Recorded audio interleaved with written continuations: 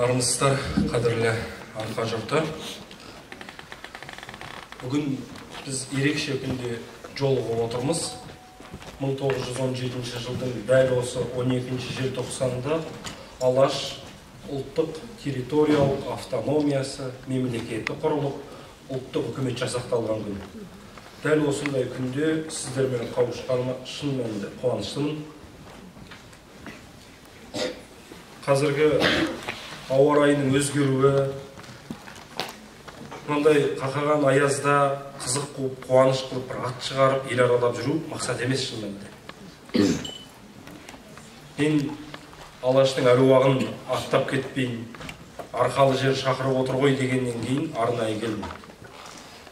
Неге? Өйткені түрмеде, қуғын сүргінде жүріп, отбасын, бала шағасын, қара басын ойламай, сізбен біздің орыстанып кетпеуіміз үшін, сізбен біздің шоқынып кетпеуіміз үшін, мына ұлан ғайыр дала бөтеннің қолында кетпесін деп, тәуелсіз Қазақстанның негізін қалап кеткен арыстарды сыйлап келіп отырмыз. Бұл арыстардың алдында біз қашанда, қай уақытта да қарыздармыз. Түннің бір уағында оятып, Алаш үшін еңбек қыл десе, атып тұруға дайын болуымыз қажет. Бүгінгі тақырыпты Алаш және ұлттық мемлекет деп арнайы таңдап алдым. Біз жалпы ұлттық мемлекет деген ұғымды қалай түсінеміз? Мені осы нәрсе ойлантады. Біздің жалпы болашағымыз қалай болады? Мемлекетті ұлттық мемлекетке шын мәнінде айналдыра аламыз ба? Осы нәрсе қызық. Біз жалпы көп нәрседен ұтылып қалдық. Өткен 30 жыл бос насихатқа кетті. Қазақстанның жер асты, жер үсті байлығының көбі де орынсыз жұмсалды. Егер соны ретіне қарай дұрыс жұмсай білгенде, және ұлттық идеологияға көңіл бөлгенде жағдайымыз қалай болар еді деген сұрақ туады. Әрине, жоқтан бар жақсы. Өткенде Міржақып Оян қазақ фильмі шықты, білесіздер. Сериал форматында шықты, кейін фильм болып кинотеатрлардан көрсетіле бастады. Көптеген жастар мен жасөспірімдер аудиториясы қызықты, ұлттық рухы ала бастады, ояна бастады. Шіркін, осы фильмдерді біз осыдан 10 жыл бұрын, немесе 20 жыл бұрын түсіргенде бүгінгі жағдайымыз қалай болар еді деген сұрақ туады. Бірақ ештен кеш жақсы деп өзімізді жұбатып қоямыз. Қазір Алашты тануға деген осындай ынта құлшыныс артқан кезде бірде-бір Алашты зерттеп жүрген, Алаш туралы жазып жүрген, тіпті өлкетанушы журналист болсын қалыс қалып қалмау керек бұл шаруадан. Бұл ортақ шаруа, бұл көптің шаруасы. Ахмет Байтұрсын айтады, ұлт жұмысы көптің жұмысы дейді. Адамда жұмыс істеуге деген ниет болса, ұлт жұмысы табылады дейді. Әр қайсымызда ниет болса, ұлт жұмысыз табылатын еді. Ұлтымыз әлде қайда көктеп, әлде қайда бақытты болып кететін еді. Қазақстанның болашағы шын мәнінде сіз бен біздің қолымызда. Бүгін мен ұлттық мемлекет деген тақырыпта сіздерге біраз нәрсені айтқым келеді. Келесі слайдқа қойсаңыз. Мынау бүгінгі біздің тәуелсіз Қазақстанның территориясы. Осы территорияда Қазақстанның түкпір-түкпірін, жерін сақтап қалуды Алаш қайраткерлері қиян кескі заманда үлкен еңбек сіңірді. Біз бұны ешқашан ұмытпауымыз керек. Өкінішке қарай, қазір Қазақстанда жер сату, жерді жалға беру деген мәселе жыл сайын көтеріліп келеді. Алаш қайраткерлері не дейді? Қазақтың жер мәселесі дейді. Я өлі, я тірі бөлу мәселесі дейді. Өлі болу деген жер сатылғаннан кейін кеттің деген сөз. Қазір Палестина деген мемлекетті білесіздер, не болып жатқан? Палестина кезінде 1949 жылы Израиль Палестина жерінде өзінің мемлекетін құрып алды. Оның алдында палестиндер, арабтар, яғни еврейлерге жер сатты, жалға берді. Сол кезде Осман империясы, арабтар Осман империясының құрамында, бүгінгі Түркияның. Сонда Осман империясының басшылары айтты, жеріңді сатпа, жеріңді жалға да берме деді. Бірақ сөз тыңдамаған арабтар жерін сатты. Ақыры өз жерлерінде өздері қырылып жатыр. Жалпы ұлтырақтай жерді сатуға да болмайды, жалға да беруге болмайды. Жер барлық нәрседен биік. Осы сұрақ қашанда біздің көкейімізден кетпеу керек.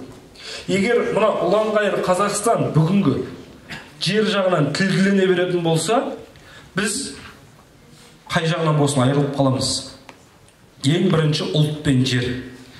Бүгінгі ұлттық деген нәрсені баршаларыңызға назар аудартқым келіп тұр. Ұлт деген нәрсе біз үшін ең үлкен құндылық. Қазір өздеріңіз білесіздер, Қазақстанда түрлі діни ағымдар, діни жамағат топтар қалыптасты. Қалыптасқан не? Кәдімгі балалап жан-жаққа тарап кетті. Қазір Қазақстанның қай аумағына барсаң да радикалды топтардың қаптағаны соншалық, сенің ұлттық құндылығыңа, сенің ұлттық идентификацияңа, сенің ата-бабаңнан жалғасып келе жатқан дәстүр мәдениетіңе түкіріп қойып тұрып, жоққа шығарғызатынды көресің. Ұлт деген нәрсені екінші, үшінші орынға қойып жатыр. Жоқ, ешқашан қателеспеңіздер. Ұлт бірінші. Дін деген нәрсе, діл деген нәрсе, тіл деген нәрсе таңдауға ерікті. Біз дінсіз өмірге мемлекетпіз, халықпыз. 70 жыл атеизм болып тұрған кезде біз діннің не екенін ұмытып, құдайсыз да өмір сүруге болатын, құдайсыз қоғам орнаған уақытта діннен көз жасып қалған халықпыз. Біз тілсіз де өмір сүре алатынды көріп те жүрміз. Жер бетінде өзінің ана тілінен айырылып қалған, ана тілі жоқ, өзге тілде сөйлеп жатқан, экспансияның отарланған, отарлаушы ұлттың тілінде сөйлеп жатқан қаншама ұлт пен ұлыс бар жер бетінде. Яғни дінсіз де, тілсіз де өмір сүруге болады. Ал ділсіз өмір сүре алмайсың. Діл деген не? Діл ұлтыңның мәдениеті, ұлтыңның әдебиеті, ұлтыңның өркениеті, ұлтыңның бар дәстүрі, ғұрпы. Қазіргі уақытта біз 91 жылы тәуелсіздігімізді алдық, есік тереземізді айқара аштық. Сол кезде тәуелсіздігіміздің Қазақстанның қасиетті табалдырығын күліп кіріп, аттап кіргендер қазір төрге қалай шығып алғанын түсінбей қалдық. Төрге шығып алғаны соншалық қазақтың төл дәстүрін, мәдениетін, тарихын мансұқтайтын жағдайға жеткізіп алдық. Бұның барлығы өзіміздің сорлылығымыздан, өзіміздің бейқамдығымыздан болған процестер. Мәселен, 91 жылдары біз тәуелсіздігіміз алған кезде қазақтың көптеген енді ғана мектеп бітірген, университет әлі оқып көрмеген, колледжге бармаған, ұлттық болмыс бітімі сақталмаған, кешегі совет өкіметінің соңғы жылдарында коммунист болған, компартияның құрамында болған, я болмаса комсомол болған, пионер болған азаматтар тәуелсіздік алған жылдары өзге шет мемлекеттерге, араб мемлекеттеріне барып оқи бастады. Дін оқуын игере бастады. Елге келіп, қазақ қоғамына дінді үйретеміз, дінді насихаттаймыз деді.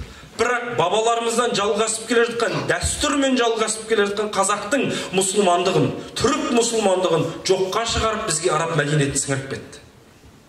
Соның кесірінен бүгін ұлттық домбыраңыз харам, музыка харам деген нәрсеге келдік. Келіннің қайын жұртының алдында салатын сәлемінің өзі бұл Аллаға серік қосу деген нәрсеге келді. Көптеген біздің ұлттық мәдениетімізді жоққа шығарған, ұлттық идентификациямызға жасалып жатқан шабуылдарды көресің.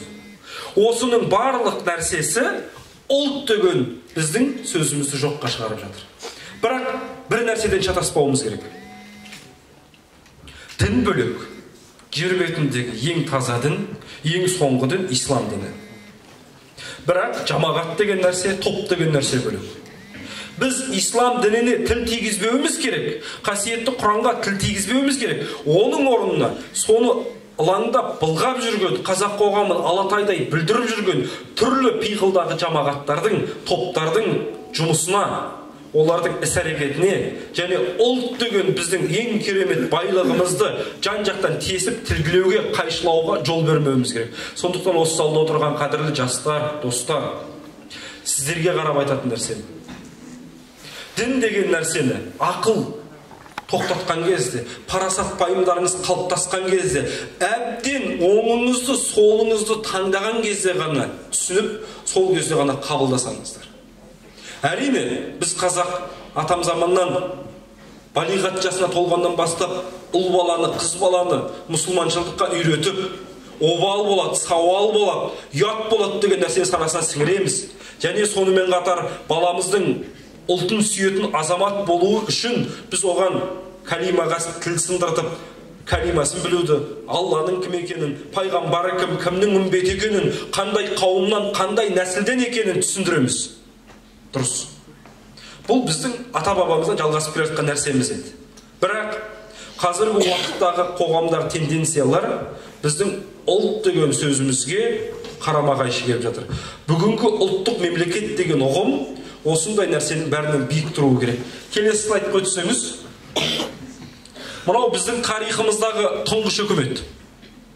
Ең әділ, ең адал, ең шынайы, парақорлыққа бармаған, жемқорлық жасамаған, өзінің туған туысын билікке жолатпаған, халқының мүддесін ғана көздеген шынайы үкімет. Осы 31 жылдық тәуелсіздігіміздің ғұмырында біз осы мемлекетті құрған қайраткерлер сияқты үкімет жасақтай алмай жатқанымыз ұят. Ал осы залда отырған жастар ертең Қазақстанның болашағы да мемлекеттің тізгінін ұстайтын да, мұғалім болсаңыз да, қайраткер болсаңыз да, әкім болсаңыз да, қай салаға барсаңыз да, қазақ қоғамын жаңғыртатын да, жасайтын да өзіңізсіз. Сондықтан осы 15 тұлғаның суретіне қарағаныздар, бұл біздің тарихымыздағы мықты үкімет. Енді осы үкімет туралы бір ауыз сөз.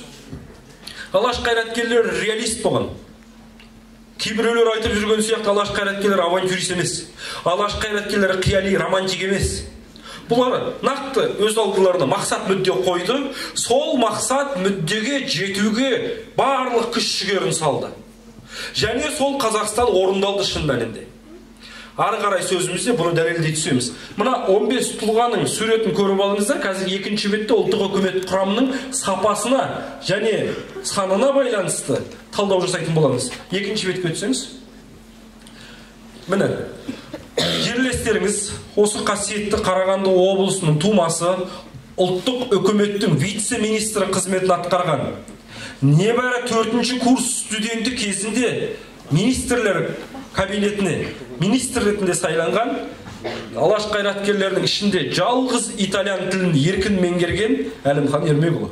Осы Әлімхан Ермекұлы былай дейді: декабрьдің 12-сі күні түс ауа сағат 3-те дүниеге алаш автономиясы келіп, азан шақырылып, ат қойылды. Алты алаштың баласының басына ақ орда тігіліп, алаш туы көтерілді дейді. Міне, 1918 жыл 22 қаңтар Сарыарқа газетінің нөмірі 28 санында осыны айғақтап, анықтап көрсетіп берді.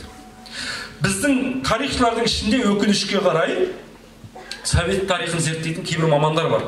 Алаш автономиясы құрылмаған, алаш автономиясы жарияланбаған, және алаш автономиясына рұқсат бермеген дейді.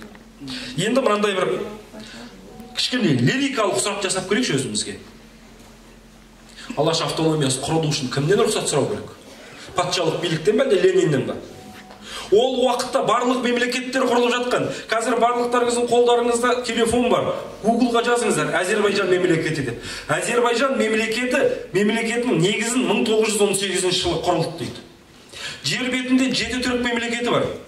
7 түрік мемлекетінің ішінде ең алғаш болып тәуелсіздігін жариялаған Алашорда болады, бүгінгі Қазақстан сонда. Осы мемлекет, мысалға біздің Алашорда 2 жыл 5 ай 15 күн өмір сүреді. 1917 жылдың 12 желтоқсаны сағат 15:00-де құрылса, 1920 жылдың 5 наурызы күні тоқтатуға шешім шығарып, 9 наурыз күні үкімет тарайды толық жұмысын. Неге тарайды деген сұрақты алда тарататын боламыз. Бастысы, біздің мемлекет де-факто, де-юра 2 жыл 5 ай 15 күн өмір сүргені мәлім, нақты. Енді келесі ретке өтсеңіз, біздің ұлттық үкіметтің құрамына қараңыз. Ұлттық үкімет құрамында 3 тұлға, білесіздер, Бақтыгерей Құлманұлы, Айдархан Тұрлыбайұлы, Әлихан Бөкейхан үшеуі төрағалыққа сайлауға түседі. Осы төрағалыққа сайлауға түскен үшеуі де төре тұқымынан, үшеуі де сұлтанның ұрпағынан, хан ұрпақтары. Енді осы азаматтардың жасына және осы азаматтардың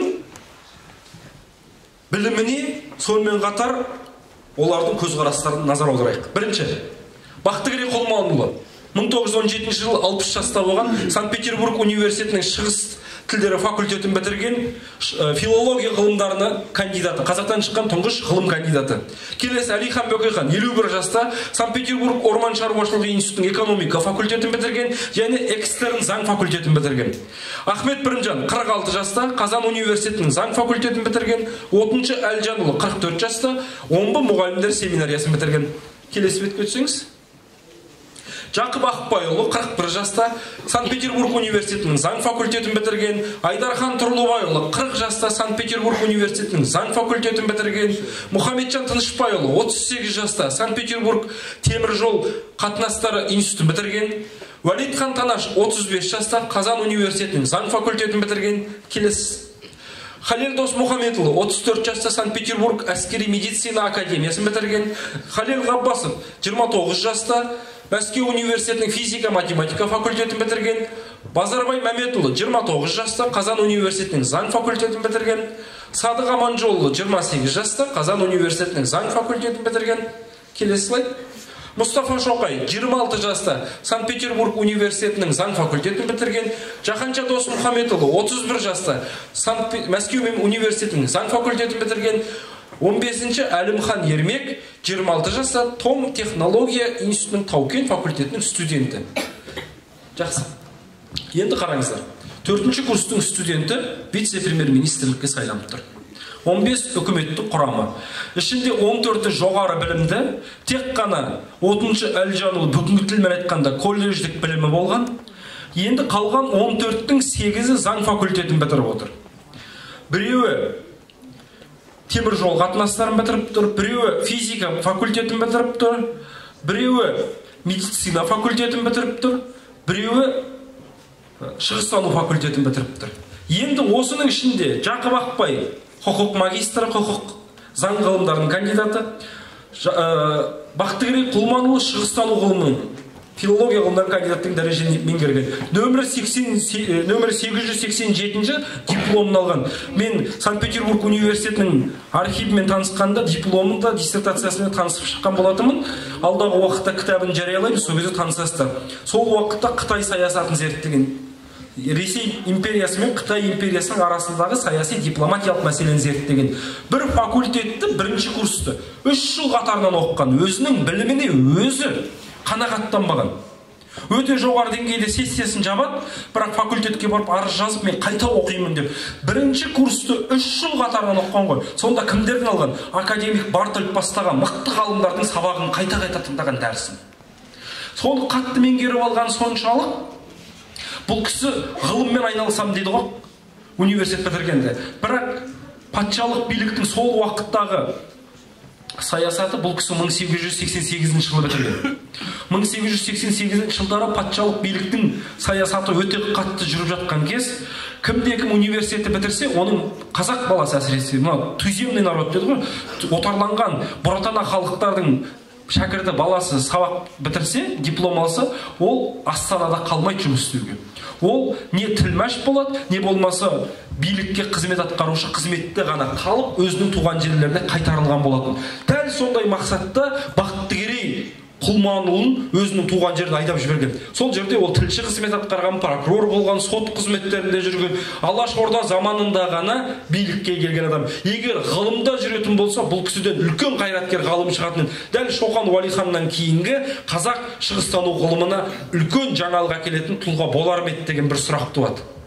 Енді осы қайраткерлердің ішінде жасы үлкені осы Бақтыгерей Құлманұлы 60 жасында билікке түсіп тұрған. Ең жасы жаңағы 26 жастағы Әлімхан Ермек пен 26 жастағы Мұстафа Шоқай. Қараңыздар. Ең жас жігіттер билікке келіп отырған. Сонда 26 жасындағы Әлімхан қазақ елін қалай көркейту керек деген мәселе оның ойында тұрады. Ал біз 26 жастағы жігіттің ойында қандай ой арқалап тұрғанын өздеріңіз білесіздер. Әлі толық қалыптаспаған, ойыны күлкісі арылмаған, не бала емес, не нада емес, ортасында тұрған бір дүбәра болып тұрмыз. Сондықтан ұлды өсіретін де өзі. Ұл болуда, құл болуда өз қолымызда. Қазір құл болып, бүгежек болып, рухани сорлы болып, Біреу ұрысса соның алдыңда басыңды салбыратып тұра беруге де болады. Ұл болып, намысыңды жанып, ұлттық жігеріңді оятып, ұлтың үшін, ұлтыңның мүддесі үшін, ұлтыңның намысын таптатпауға да болады. Соның бәрі өз қолдарында, қыздар, жігіттер. Әсіресе осы аудиторияда отырған жастар сіздерге қатысты. Келесі слайдқа өтсеңіз. Алаш арыстары қазаққа қандай еңбек сіңірді, алашшылдарың не істепті деген сұрақ туады. Осы сұрақ өте бір қызық сұрақ. Алашшылдарың не істепті дейді. Яғни алаш демей меншіктеп алғанда маған айтады, алашшылдарың не істепті деп. Енді алашшылдар не істепті деген сұраққа жауап беріп көрейік. Келесі слайдқа өтіңіз. Алаш зиялыларының негізгі іс-әрекеті ең бірінші бүгінгі Қазақстанның территориялық тұтастығы мен шекарасын шегендеп бекіттірген. Болашақта 1920 жылдың 26 тамызы Қазақстанның территориясы бекітілген күні. Бұйырса, көресіздер, алдағы 10 жылда 26 тамыз Қазақстанның территориялық бекітілген жерінің тұтастығы сақталған күн ретінде күнтізбеге кіретін болады. Оған әрқайсымыз осы отырған жастар еңбек етуіміз керек. Өйткені 26 тамыз болмаса, бүгінгі Қазақстан болмайтын еді. Сондықтан бүгінгі Қазақстанның құрылуы әрқайсымыз еңбек. Содан кейін басқа облыстың тумаларын білмеймін. Әсіресе осы Қарағанды облысының тумалары басқа жаққа сапарға шыққанда, Алматыға шыққанда, Астанаға шыққанда, оңтүстікке, солтүстікке, батысқа, шығысқа барғанда әсіресе былай деп айтып жүріңдер. Айтып жүруге сендердің толық 100% қақыларың бар. Өткенде Атырауға бардым. Атырауға барсам маған жігіттер айтады: "Ой, Ереке, кіші жүздің еліне қош келдіңіз. Атырауға қош келдіңіз." Бір емес осы сөзді 10 рет айтты. Одан кейін намыстанып кеттім де: "Жігіттер," дедім, "қайдағы кіші жүздің елі? Мен қазақпын ғой, өзімнің жеріме келіп тұр", бірінші дедім. Екіншіден дедім: "Мен Атырауда туғанмын", дедім. Ана жігіттер таң қалып қалды: "Қалай?" деп. "Ай, менің әкем Халел Досмұхамедұлы болса, ол тай сойғанда туса, мен ендеше тай сойғандықпын. Халел Досмұхамедұлы берішіп болатын болса, мен де берішпін", деймін. Біздің қазақ руға келгенде алдына жан салмайды ғой. Әлгі жерде отырған бір беріш, беріштің ішінде қайсысы дейді: "Ойбай, төменге жайықпын", дедім. "Ай, солай ма, қайнаған болдыңыз?" дейді. "Бопты бітті, сорлағаның осы", дедім. "Ендігіде құлағыңды бұрап отырам", дедім. Сондықтан қазақтың қай жерінде қай алаш қайраткері туса, сол жер менің туған жерім. Мен сол ауылдың баласымын. Біз руға да, жерге де, жікке де бөлінбеуіміз керек. Тұтас Қазақстан бәрімізге де жетеді. Анау Қыз жібек деген фильм бар. Сол Қыз жібек фильмінде керемет бір эпизод бар. Соны ешкім түсінбейді. Сонда былай дейді: "Төлеген ханның ордасына келіп, ханның алдына дат тақсыр" деп ханға дат айтатын жер бар ғой. Сонда былай: "Жағалбайлының басына күн туғанда неге үнсіз жатып қалдыңыздар? Күш көмек бермедіңіздер ғой" дегенде ханның жанында тұрған уәзірлер қарқылдап күледі: "Ол Жағалбайлының соғысы емес пе? Біздің соғыс емес" дейді. Сонда Төлегеннің айтқаны бар: "Жағалбайлының басына бүгін күн туса, ертең сіздің ордаңызға тумайтында кім кепілдік береді" дейді. "Мына ұлан ғайыр далаға" дейді, "сыймай жүрген жоқпыз ғой, сыйса алмай жүрміз ғой" дейді. Дәл сол сөз әлі күнге дейін бар. Қазақстан ұлан ғайыр. Небәрі 20 миллионға алыппыз. Сыймай жүрсек бір сары ғой, біз сыйса алмай жүрміз. Қазір біз діни жамағат болып бір қырылысып аламыз, ру болып бір қырылысып аламыз, жік болып бір қырылысып аламыз, советшіл болып, совет өкіметін аңсағандар болып бір қырылысып аламыз, путиншілдер болып бір қырылысып аламыз, Украина болып бір бөлісіп аламыз, батыс болып бір бөлісіп аламыз. Біздің бөліспеген тақырыбымыз қалмай жатыр ғой. Сонда қазақ мүддесі ғана тапталып тұр. Біз төрге бәрін шығарып алдық. Тек қана алаш пен қазақты сығырайтып табалдырықтың ар жағына босағаға телміртіп қойдық. Мына Астанаға барсаңыздар, мына Кереку, Екібастұз, Ерейментау жағынан кіріп келсеңіздер, Астананың мына көшесі бар. Сол жерде Алаш деген базар тұр. Енді Астананың осы Қарағанды жағынан кіріңіз, анау әуежай жағынан кіріңіз. Астананың қақ үлкен көшелерінде Манхэттен, Барселона, Мәскеу, Санкт-Петербург деген жазулар айғайлап бірінші көрініп тұрады. Бұл кімнің мемлекеті деген сұрақ туады. Сонда біз ұлттық мүддемізді, мемлекеттің атын, төлқұжатыңды, яғни паспортыңды, құжатыңды жерге таптап тұрсың аяғыңмен. Базарға шығарып қойдың. Базар деген енді ойлаңыз. Ол бір дені дұрыс бір нәрсе сатса ғой. Алматыға да кіріп келсең, Барахолкада тұрған базарың Алаш, Шымкентке бара қалсаң да Алаш тұрады. Біздің Алаш деген нәрсеміздің бәрі сыртта босағаға шығарып қойдық. Бізде ұлттық намыс жоқ. Қазір мен осы жерде тұрып қара кесек деп айтайыншы, не болмаса мынау кернейлер деп бұқар деп айтайыншы, қазір осы сахнаға шығып менің тұмсығымды бұзуға дайын боласыздар. Рушылдығымыз асқып кеткен соншалық трайбализмнің ауруымен ауырамыз. Ұлттық мүддемен ауырып отырған бір қазақты көрмейсің. Көшеде жатқан теңгені иіліп алмаймыз ғой, 1 теңге, 2 теңге деген ақша емес біз үшін қазір. Анау 1 теңге, 2 теңгенің артын айналдырып қарасаң, мемлекетінің гербі отыр, елтаңбаны. Қазақстан сол елтаңбасымен еңселеді, елтаңбаны таптап қойып жүресің көшеде. Сен қазақ болып таптап жатқанда өзге этностар не істемейді? Сен қазақ болып өзге тілде сайрап сөйлеп отырғанда өзге этностың сенің тіліңді құрметтей ме? Сенің тіліңе түкіре қарайды. Қазір қазақ тілі әлеуметтік лиф. Өзге этностар қазақ тілінде сөйлеп қалса, депутат бола салу, әкім бола салу түк емес. Соны тиімді пайдаланатындар жоғарыға шығып алды. Ал қазақтың баласы базарда, қара базарда арба сүйреп жүреді. Қазақтың баласы көшеде алақан жайып отырады. Ұлттық намыстарыңыз жоқ па? Намыс болу керек, мүдде, ұлт бірінші тұру керек. Осы нәрсені қалыптастыру керек. Мен бір дискриминация мәселесін айтып тұрғаным жоқпын. Мына Қазақстанда тұрып жатқан өзге этностар 91 жылы Қазақстаннан көшіп кетуге мүмкіндігі болған адамдар. 91 жылы біз сыртқа кетем дегендердің бәріне мүмкіндік бердік. Ал біздің арамызда қалғандар қазақпен тағдырын, болашағын байланыстырып қалған адамдар. Біз оларды шеттетуге де, оларға тиісуге де хақымыз жоқ. Өткенде Оян қазақ фильмін көргеннен кейін маған көптеген жастар жазды. Аға, мен бүгіннен бастап орыс тілін жек көремін. Бүгіннен бастап орысша сөйлеген орыстардың бәрін ұруға дайынмын дейді. Жаным-ау, аттығыңды бас деймін. Ол Қазақстанда жүрген орыстың сенің ата-бабаңның қырылуына, сенің ата-бабаңның өлуіне ешқандай қатысы жоқ.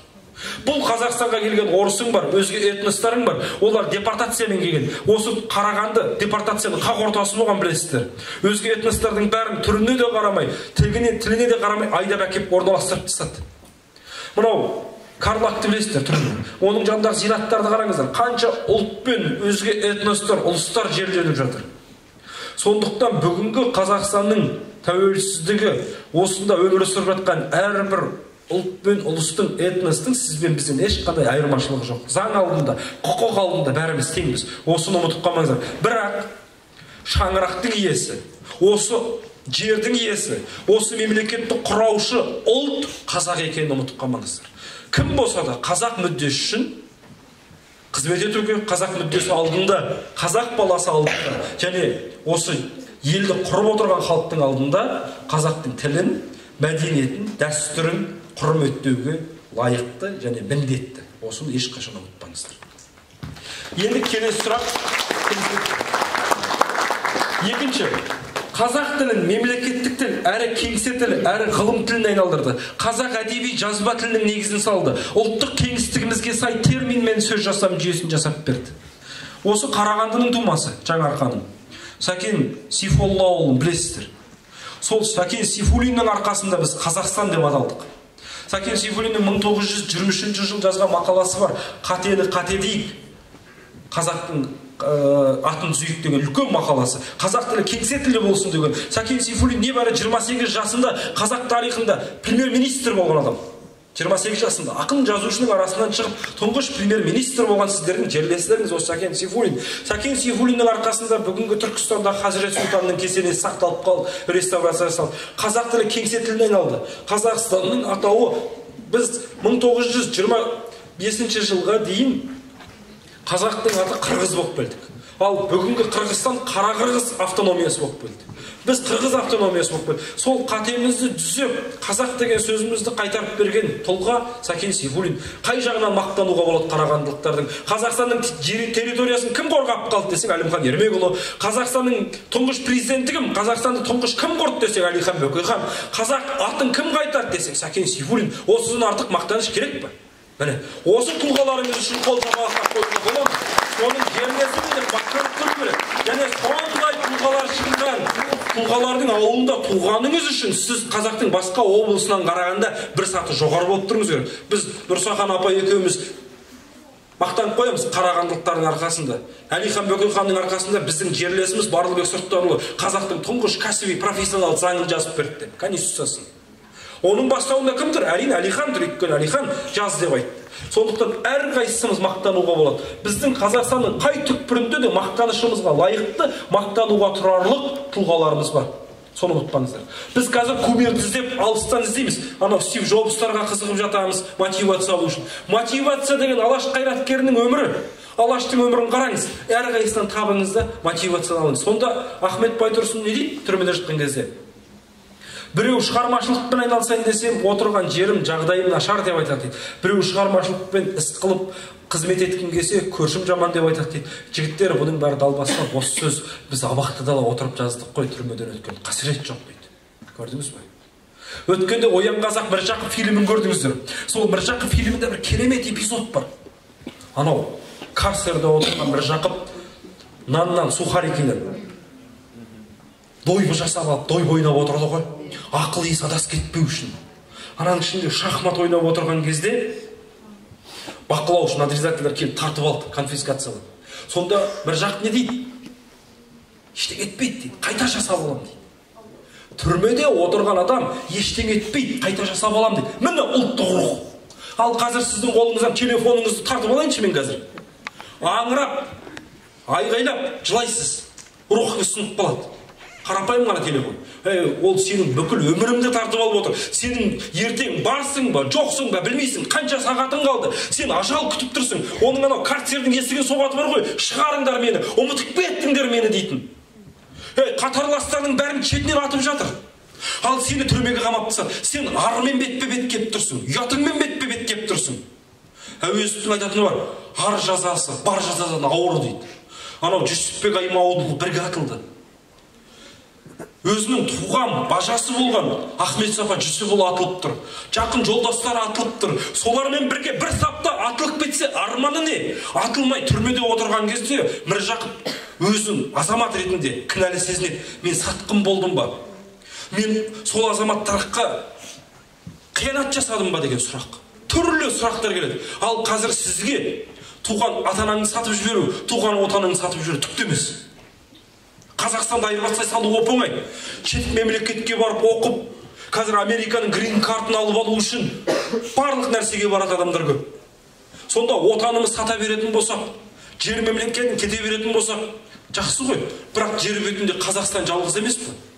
Қай жерге барсаң да Қазақстан таппайсың ғой басқа. Қазақстан жалғыз болғаннан кейін осында тұрасың. Егер сен кетсең, мен кетсең, ол кетсең, мына Қазақстан кімге қалады? Соны ұмытпаңыздар. Бұл бір. Екінші, қазақ тілі ғылым тіліне айналмаған, заң тіліне айналмаған деп жатсыз. Бұның бәрі далбаса, өтірік, бос сөз. Ана кірікпегенде жаңа кітаптар сатылып тұр. Сол жерде Сейдазым Қадырбайдың Ақы заңы деп тұрған бір кітап тұр. Сол кітапты алып оқыңыздар. Қазақ тілі 20 ғасырдың 20-22 жылдары заң тіліне айналған, құқық тіліне айналғанын көресіздер. Ақы заңы дегенді қазір Қазақстанда гражданско-процессуальный кодекс деп айтады екен. Оны қазақша аударғанда азаматтық әкімшілік бірдеңе құжаты деп айтылады. Енді соны Сейдазым бір ауыз сөзбен ақы заңы дейді. Адамның хақысын жеме деген сөзді. Анау Әл-Фарабидің аты жөні сияқты ұзақ емес, әп-әдемі ақы заңы болды. Анау не азаматтық бірдеңенің бірдеңесін жүргізу заңы ананы айтып біткенше жағыңды алып бітеді. Осыдан кейін кім қазақ тілінде сөйлегісі келеді? Кім қазақ тілін жақсы көреді? Анандай қиын, салалас, құрмалас, өзің түсінбейтін сөйлемдерді қойып қоясың. Мен филологпын, мамандығым. Дәріханадан дәрі сатып алған кезде қазақшасын оқысаң өлесің ананың. Сондықтан мен бірінші орысшасын оқимын. Орысшасын оқып алғаннан қызыл қаламды алып аламын да қазақшасын қатесін түзеймін. Қанша жерден филолог болсам ананың қазақшасын түсінбеймін. Кім жазғанын түсінбейсің. Ми палау кәдімгі. Миың ашып кетеді ананы оқып отырып. Сондықтан қазақ тілі ғылым тіліне айналмады, қазақ тіліне анаған айналмады деген далбаса бос сөз. Алаш қайраткерлер жасап көрсеткен бір ғана бір мысал. 1924 жылы француз ғалымы Камил Фламарион, интернетке Google'ға жазып көріңіздер. Камил Фламарион астрономия деген кітап жазады. Желтоқсан айында 1924 жылы шығады. Енді қызықты қараңыздар. Әлихан Бөкейхан небәрі 3 айда 1925 жылы Камил Фламарионның астрономиясын, интернет жоқ, логистика жоқ, дамымаған заманда қазақ тіліне аударып астрономия деп кітапты шығарып жібереді. Небәрі 3 айда. Енді мен 2002 жылы ма? 2000 жылы Гарри Поттер шыққан кезде мен 3-4 сыныпта оқып жүргем. Орысша түсін мен жоқпын. Гарри Поттерға қатты қызыққаным соншалық, тек қана суретін көріп отырдық қой, не істеп жатқан, бірақ орысшасын түсінген жоқпыз. Сол қазақша аударыла ба, кітабын оқимыз ба деген бір арман тұрды. Сол кітап арада 2002 жыл болса, 2002 жылдан кейін араға 20 жыл салып, 2022 жыл ғана қазақ тіліне аударылды. интернет бар, логистика дамыған, қазақтың балалары болашақпен шетелге барып оқып келген, ағылшын тілін мықты білетіндердің заманында біз 20 жыл артта қалып қалғанбыз. Болашақпен оқып келгендердің ағылшыншасы бар, бірақ қазақшасы жоқ. Өкінішке қарай. Сондайда біз қазақ қоғамына, қазақ мүддесіне жұмыс істей алмай жатырмыз. Содан кейін өзімізді кінәлаймыз. Үкіметке алақан жайып, үкіметке қол жайып отырған болмайды негізі. Әрі қайсымызда болу керек. Ұлттық иммунитет қалыптасу керек. Мәселен, иммунитеті жоқ адам аурушаң болады, білесіздер. Жел соқса бітті болды, ауырып қалады, өпе түсе болды, құлап қалады. Ал ұлттың иммунитеті болмаса, ұлт сорлы болады. Ұлт сормаңдай болады. Ұлтқа кез келген ұлт келіп түкіріп кетеді, қақырып кетеді, тіпті төбесіне сипт етеді қазақша айтқанда.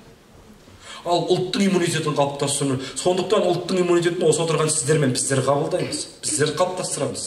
Ертең сіз біреуіңіз әке боласыз, біреуіңіз ана боласыз. Алаштың кегін қалай қайтарамыз деген сұрақ қояды маған. Алаштың кегін қайтарып қажет емес. Алаштың кегін барда орысты өлтір деп айта алмаймыз. Ол мықты мемлекет. Алаштың кегін біз Алаш сияқты ұл-қыз тәрбиелей алсаң, Алаш сияқты арлы, ақысыз, пұлсыз, ұлтына адал қызмет ететін азаматтар тәрбиелегенде ғана қалыптастыра аламыз.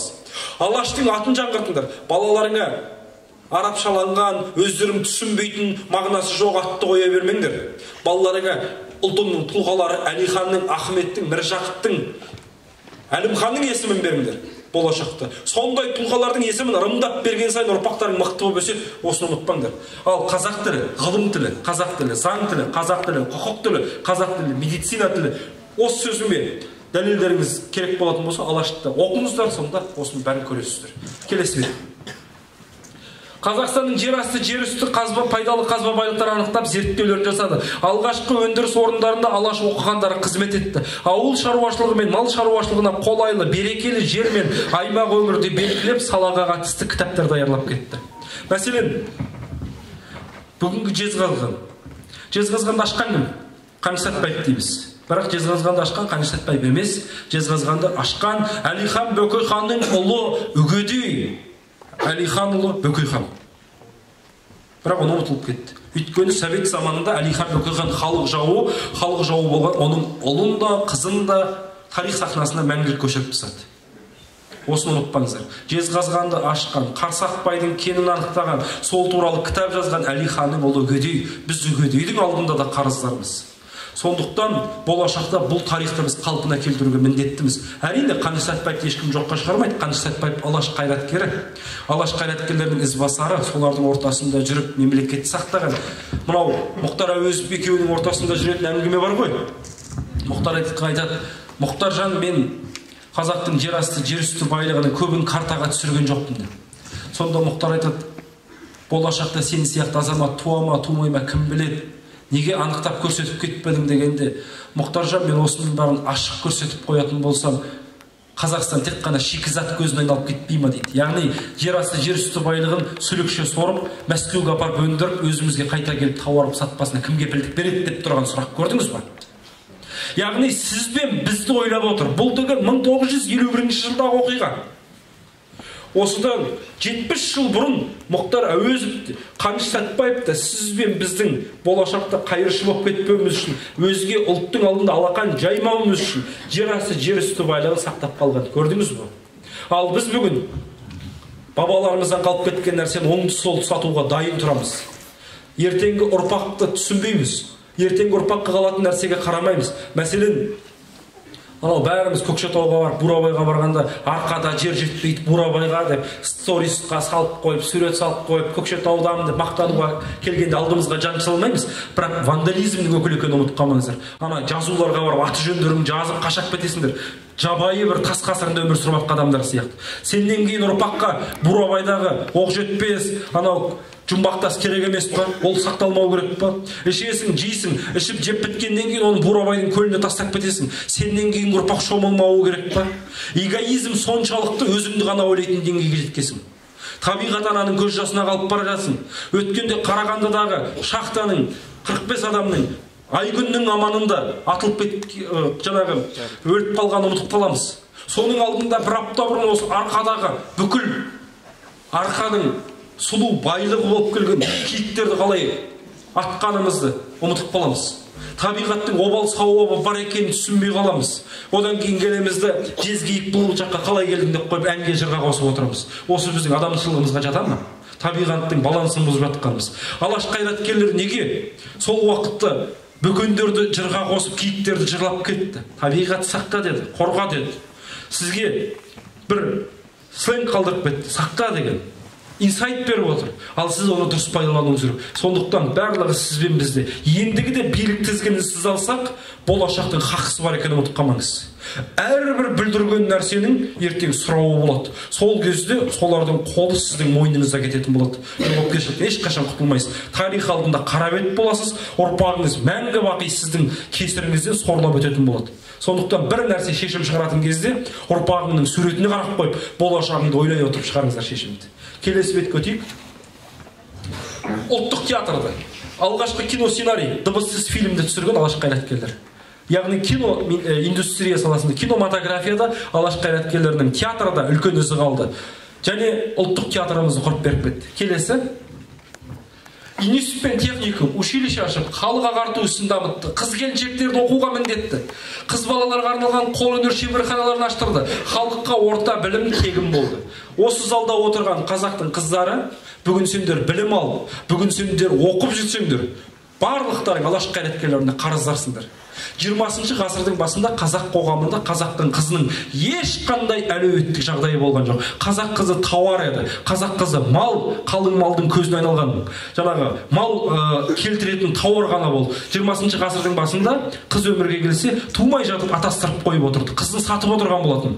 Сондықтан алаш қайраткерлері күресті. Неге біздің ең алғашқы романымыз Бақытсыз жамал дейді, неге қалың мал дейді, неге Қамар сұлу деген романдар жазылды?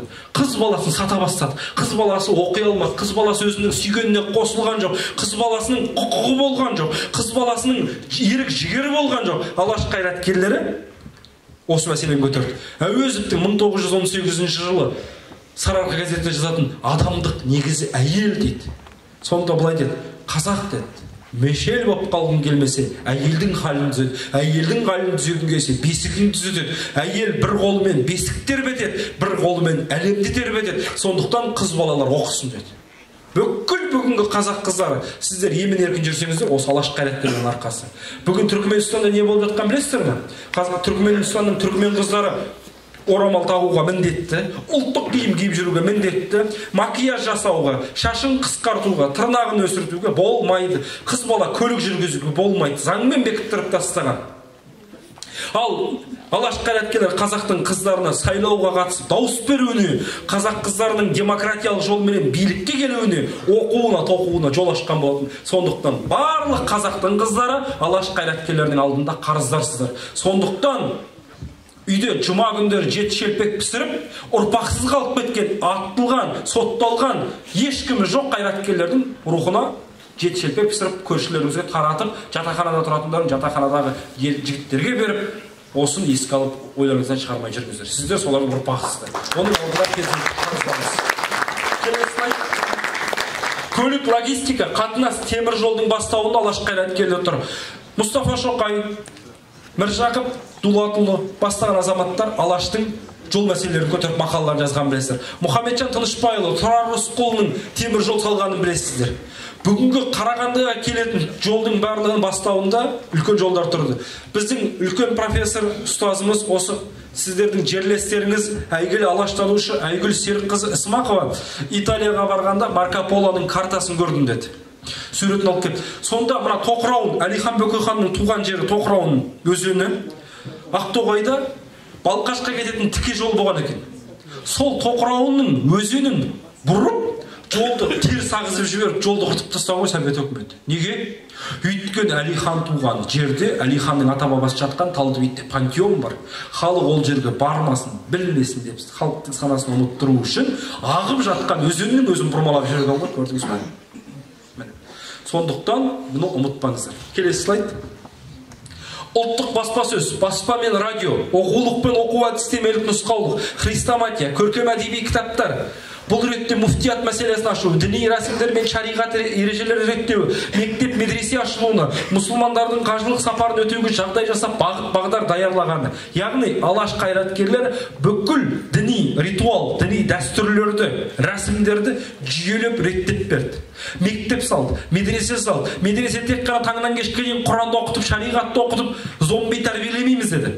Керісінше, медреседе оқығандар деді. Дін ғылымын сыртында дүние ғылымын игереді. Яғни көркем мінезді Абайдың айтып тұрған толық мұсылман, кемел адам деген ілімді сіңіруге айрықша еңбек етті. Сондықтан алаш қайраткерлердің оқулықтарында ұлттық нәр бар. Қарапайым ғана бір ғана сөз, жаңағы Әлихан Бөкейханның астрономия деген кітабын ашып қалсаңыздар, жер айдың серігі деген ұғым бар. Енді 20 ғасырдың баласында глобус жоқ. Жер айдың серігі деген ұғымды балаға түсіндіру керек, ойлап көріңіз. Қалай түсіндіреді? Сонда балақай дейді. Баланың тұрмыс тіршілігіне мысал беріп тұр. Атты білесің ғой дейді, жылқыны дейді. Әкең дейді, жылқыны дейді, қазыққа байлап қойғанда дейді. Жылқы қазықты қалай айналып тұратын болса дейді, жер де айды солай айналып тұрады.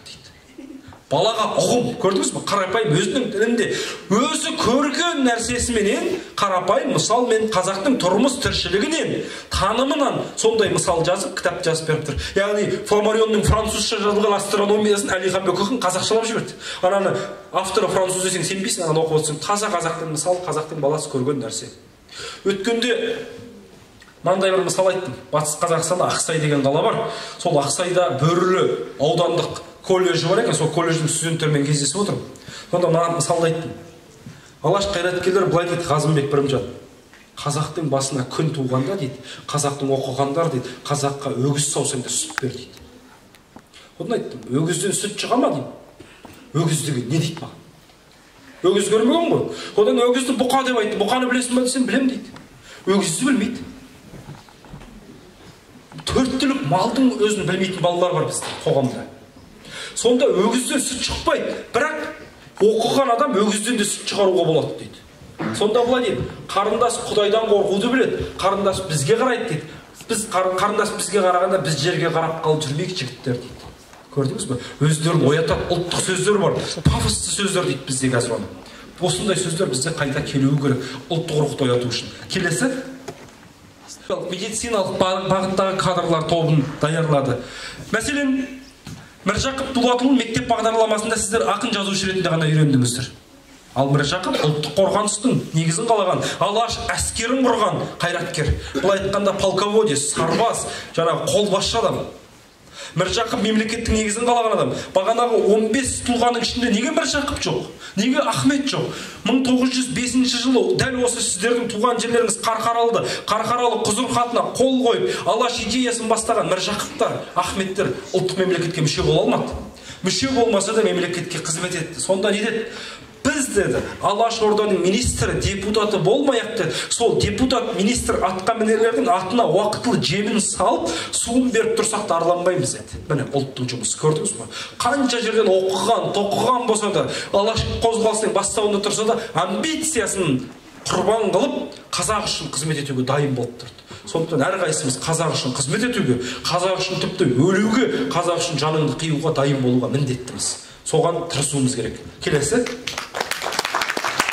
Емхана, лазарет ұйымдастырды, халыққа медициналық көмекті көрсетті. Және тегін жобасын жасады. Ең алғашқы дәріхана, аптеканы ұйымдастырған алаш қайраткерлері. Ең алғашқы ауруханаларды салды осында. Және соғыста жүрсе де, бірінші дүниелік соғысқа қатысып жүріп, бір-бірін тегін емдеген, бір-біріне жәрдем жасаған алаштың дәрігерлері болатын. Келесі. Төл тарихымызды жүйелеп Шыңғысхан, Қожа Ахмет Яссауи, қазақ хандары, Бұхар жырау, Шоқан, Махамбет, Исатай, Ыбырай, Абай, Шәңгерей, Сүйінбай сияқты тағы басқа тарихи тұлғалар туралы зерттеулер жазып, оларға ғылыми баға берді. Ортақ түрік тарихы мен әдеби мұрасы, музыкалық, фольклорлық мұрасын жинастырып, реттеп, дайындап беріп кетті. Қазақтың балалары ертең тарихсыз қалып кетпесін. Мәселен, көз алдарға елестетіңіздер, қазір диктофон деген нәрсе бар. Қазір ұялы телефон деген нәрсе бар. 1925 жылдары диктофонда болған жоқ. Қазақтың мықты тұлғаларының әндері қара жерге өздерімен бірге сіңіп кетпесін деп, қазақтың 1000 ән 500 күй нотаға түсіртіп, Александр Затаевич полякты шақыртып отырып, қазақ даласын әрқайсысын аралатып, ән салып беріп, ноталарын қалдырды. Тек қана Қаныш Сәтбаевтың өзі 25 әнді жазып беріп, орындап кәдімгі. Қаныш керемет дәстүрлі әнші болған екен, орындап, Затаевич нотаға түсіртіп алып қалған. Осы Қарқаралы өңірінде Әлиханның туғаны Смахан төре бастаған азаматтар, Ақайдың Қасені бар, Ыбырай бар, Жақып Ақбайлар бар, ұйымдастырып жүріп, осы жерде үлкен жаңағы Тәттімбеттердің әндерін нотаға түсіртіп алып қалған күйлерін көрдіңіз бе? Бұл деген Алаштың жасап кеткен үлкен ерлігі. Ал қара жер ешқашан біз бақпайды. Бұрын ештеңе болмағандай, мыңқ етпегенде тұра береді. Біз қазір ұтылып жатырмыз осы. Осы жерде отырған тарихшы жігіттер, қыздар, мұғалім болсаң да, тарихшы ғалым болам десең де, бүгінгі ауызша тарихты, ақсақалдар, көнегөздер, әжелер, тарихты білетін кісілер бар кезде диктофоның қолында тұр ғой, жазып алды, тарихты хатқа түсіріп сақтап қал. Ертең ол кісімен бірге көптеген дүние кетіп қалмасын. Кетіп қалғаннан кейін бармағыңды тістеп өкінгеннен ештеңе орнына қайтып келмейді. Біздің көп тарихымыз солай жойылып кетті. Бұл елдің рухани тарихын сақтап қалуға әрқайсымыз еңбек сіңіруге міндеттіміз. Келесі. Осы Алаш және ұлттық мемлекет деген тақырып аясында сіздерге бір нәрсені айтайын. Алаш мемлекеті де-факто де-юре құрылды, бұл бір. Екіншіден, Алаш мемлекетінің атрибуттары болды, өзінің штампы болды, печати, мөр табаны болды, және өзінің белгісі болды, өзінің жалауы, туы болды мемлекеттік. Болашақ орданың гербі мәселесі көтерілді. Біз 1991 жылы тәуелсіздігімізді жарияладық. 1992 жылдың 4 маусымында мемлекеттік рәміздерімізді жариялап конкурстан өтті.